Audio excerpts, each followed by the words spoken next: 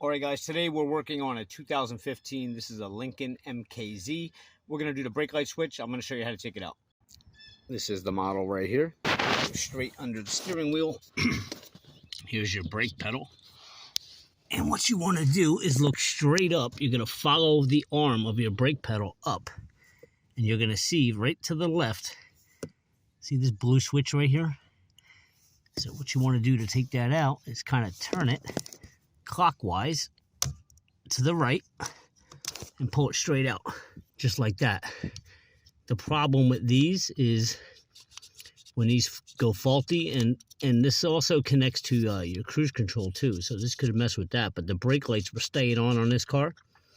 So a lot of times these don't retract in all the way, and the brake light will stay on. This arm pushes back into this switch and closes it, and that's what shuts your brake lights off.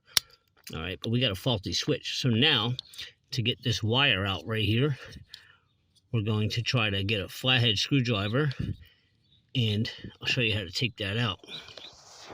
In the middle of this gray plastic, you'll see the white wire, the adapter where it connects in, but you want to go to this slit that's in the middle, and you want to push down on that and kind of pull out on your switch at the same time. All right, so I pushed down on it and I was able to free that up, that switch right there. All right, so that's what your switch looks like. And I'll give you the part number for the new one. That's our part number right there, SL1060. Now we're going to take our new switch.